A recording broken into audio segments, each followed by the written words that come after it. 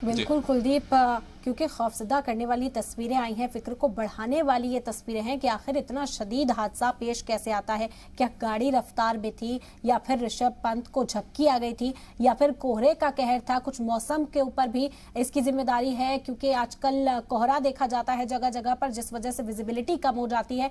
किस लिहाज से समझा जाए, क्योंकि शदीद चोटें इस वक्त ऋषभ पंत को आई हैं और सभी अपना आकलन करते हुए दिखाई दे रहे हैं।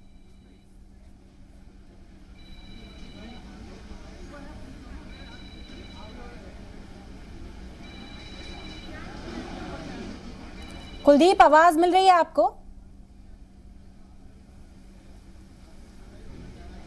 देखिए, बिल्कुल सवाल दोहराइएगा। जी, क्या मौसम को जिम्मेदार ठहराया जा सकता है? कहा जा रहा है कि झपकी आ सकती है, एक वजह ये भी बताई जा रही है, लेकिन मौसम भी सर्द है, कोहरे का इस वक्त सितम देखा जाता है, विजिबिलिटी को भी दोष दिया जाता है इस तरह के हादसात के लिए। मौसम के हवाले से भी हम जानकारी चाहेंगे, जिस वक्त ये एक्सीडेंट हुआ किस तरह की सूरत हाल नजर आ रहे थे? देखिए, अमूमन ये जो सीज़न है दिसंबर लास्ट का, इस दौरान सुबह के वक्त की खास तौर से बात करें और मैदानी इलाकों में बात करें तो वहाँ पर हल्की सी धुंध, कोहरा, इस तरह का जो वेदर रहता है वो ज़रूर रहता है।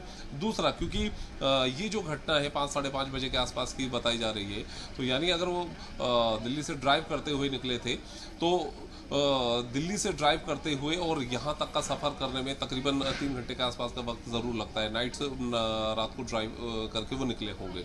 अब जिस तरीके से हादसा हुआ है, 2-3 बातें इसमें निकल कर सामने आ रही हैं। हालांकि अभी तो बहुत क्लैरिटी पुलिस प्रशासन की तरफ से ही होगी कि एक्चुअल जो वजह थी वो हादसे की क्या रही, लेकिन ये भी निकल कर आता है, जो चीज़ें आ रही हैं कि जब ड्राइव करके आ रहे थे, संभवतः ये भी हो सकता है उन्हें हल्की सी झपकी आई हो, जिसके कारण से गाड़ी स्पीड में भी थी और एकदम से गाड़ी ने टर्न ले लिया और सीधे वो रेलिंग से जाकर टकरा गई हो, ये भी वजह हो सकती है।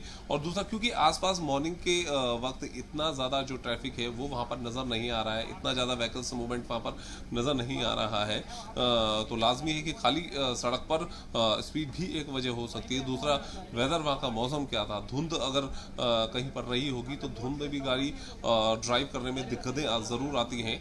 और ऐसे में एक्चुअल वजह क्या रही जिसके कारण से ये पूरा हादसा हुआ, इसको बहुत बारीकी से अध्ययन पुलिस और प्रशासन भी करके इस बात की जानकारी साझा करेगा कि हादसे का जो असली कारण था वो क्या था। लेकिन ये बातें जो निकल कर सामने आ रही हैं कि गाड़ी स्पीड में नज़र आ रही है, जिस तरीके से सीसीटीवी फुटेज भी दिखाई दे रहा है कि गाड़ी बहुत स्पीड में थी जब वो रेलिंग से टकरती है, वो अपने आप में गाड़ी की रफ्तार को बयां कर रहा है कि गाड़ी की जो रफ्तार थी वो तेज़ थी। और ये भी अंदाज़ा लगाया जा रहा है कि हो सकता है कि संभवतः उन्हें झपकी आ गई हो, इस कारण से ऐसा हुआ हो। लेकिन अभी पुलिस प्रशासन की तरफ से पूरा अध्ययन करने के बाद ही ये क्लैरिटी हो पाएगी कि एक्चुअल जो सिचुएशन क्या रही जिसके कारण से पूरा हादसा यहाँ पर हुआ है। बिल्कुल कुलदीप, और जांच भी शुरू हो गई है, जांच जारी है। पुलिस यहां पर कोशिश कर रही है हर पहलू के से जांच करने की और बहुत जल्द तस्वीरें साफ हो जाएंगी। बहुत शुक्रिया कुलदीप, तमाम जानकारी हमारे साथ साझा करने का। तो आपको बता दें कि क्रिकेटर ऋषभ पंत का रुड़की में ये रोड एक्सीडेंट हुआ, शदीद एक्सीडेंट, और काफी गहरी चोटें ऋषभ पंत को आई हैं। इस वक्त एग्जामिन किया जा रहा है, मैक्स अस्पताल उन्हें लाया गया। उनकी वालदा इस वक्त उनके साथ मौजूद है। हमारे नुमाइंदा ने तमाम सूरत हाल बयां की, वजह का भी पता लगाया जा रहा है। हर एंगल से जांच की जाएगी कि आखिर ये हादसा पेश किस वजह से आया। मुमकिन है कि उन्हें झपकी आ गई हो, डिवाइडर से उनकी गाड़ी टकराई और उसके बाद गाड़ी में जबरदस्त आग लग गई। ऋषभ पंत ने किसी तरह से खुद को गाड़ी से बाहर निकाला। जिस तरह की इनिशियल इंफॉर्मेशन मिल रही है, जो वहां पर लोग मौजूद थे उन्होंने ऋषभ पंत की मदद की। आप देख सकते हैं किस तरह एक शॉल ऋषभ पंत को ओढ़ाया जाता है और पुलिस को इत्तला दी जाती है और अस्पताल पहुंचाया जाता है। फर्स्ट एड दिया गया था, जिसके बाद मैक्स अस्पताल उन्हें लाया गया। एग्जामिन किया जा रहा है कि किस तरह की चोटें हैं। पुलिस मौके पर पहुंची, जब ये आग बुझी तो गाड़ी की जो तस्वीर थी वो खौफजदा करने वाली थी।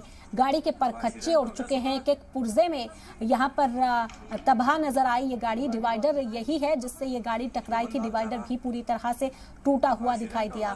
सीसीटीवी में जो तस्वीरें सामने आई वो भी खौफजदा करने वाली थी कि एक गाड़ी रफ्तार से चल रही है और अचानक जाकर डिवाइडर से टकरा जाती है। बहरहाल ऋषभ पंत का इस वक्त इलाज जारी है, जेर इलाज है, एग्जामिन किया जा रहा है और चोटों का पता लगाया जा जाएगा और उसी हिसाब से उनका ट्रीटमेंट किया जाएगा। कुछ देर में तस्वीर साफ हो जाएगी कि किस तरह की चोटें ऋषभ पंत को आई हैं। डॉक्टर्स इस बात की जानकारी साझा करेंगे, लेकिन आपको बता दें इस बीच दुआओं का जो दौर है वो भी शुरू हो चुका है।